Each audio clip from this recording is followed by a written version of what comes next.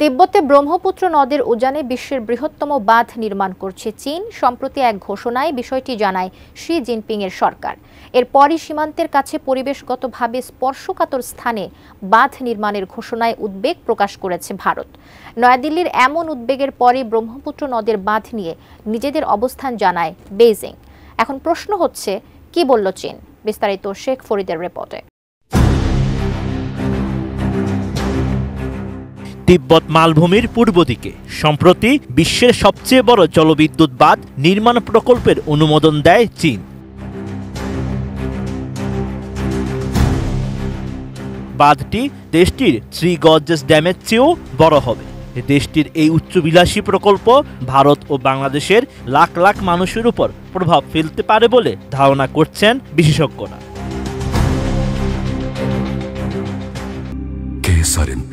থেকে শিখরে 2020 সালের চীনের রাষ্ট্রায়ত্ত জলবিদ্যুৎ company power construction corporation of চায়নার দেয়া হিসাব অনুযায়ী এই বাঁধ থেকে প্রতি বছর 30,000 কোটি কিলোওয়াট পার ঘন্টা বিদ্যুৎ উৎপাদন হবে।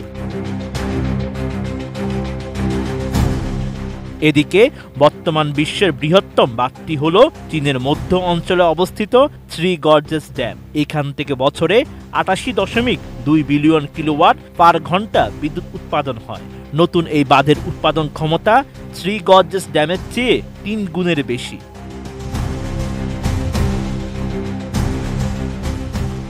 তিব্বতে ব্রহ্মপুত্র নদকে ইয়ারলুং সাংপো নদী বলা হয়। নদীটি গলিত হিমবাহ এবং পাহাড়ের ঝর্ণা থেকে উৎপত্তি। হিমালয়ের পানি রেখা দিয়ে প্রবাহিত নদীটি ভারতের অরুণাচল প্রদেশ ও আসাম রাজ্যের মধ্য দিয়ে প্রবাহিত হয়ে বাংলাদেশে প্রবেশ করেছে। বাংলাদেশ ও ভারতে এই নদীটি ব্রহ্মপুত্র নামে পরিচিত। তাই বাঁধটি চীনের জন্য ইতিবাচক হলেও ভারত ও বাংলাদেশের জন্য নেতিবাচক হতে পারে। এর ফলে এই বাঁধ নির্মাণে উদ্বেগ প্রকাশ করে আসছে নয়াদিল্লি। ভারতের এই উদ্বেগের পরিপ্রেক্ষিতে চীনের পররাষ্ট্র মন্ত্রণালয়ের মুখপাত্র লিন জিয়ান জানান, 10 বছর ধরে এই জলবিদ্যুৎ উন্নয়ন প্রকল্প নিয়ে সমীক্ষা চালানো হয়েছে। প্রকল্পটির নিরাপত্তা ও পরিবেশ সুরক্ষার জন্য যথাযথ সুরক্ষা ব্যবস্থা নেওয়া হয়েছে। এটি নিম্ন অববাহিকা দেশের উপর কোনো নেতিবাচক প্রভাব ফেলবে না। এছাড়া দুর্যোগ প্রতিরোধ ও পুনরুদ্ধার কাজেও সহযোগিতা করবে। চীনের বাঁধ নির্মাণ প্রকল্পগুলোকে গভীর উদ্বেগের চোখে দেখছে যুক্তরাষ্ট্র। মার্কিন কর্মকর্তারা জানান, ভারত প্রশান্ত মহাসাগরীয় অঞ্চলে চীনের উজানের বাঁধগুলো অনেক ক্ষেত্রে পরিবেশ ও জলবায়ুতে উল্লেখযোগ্য ক্ষতিকর প্রভাব ফেলেছে।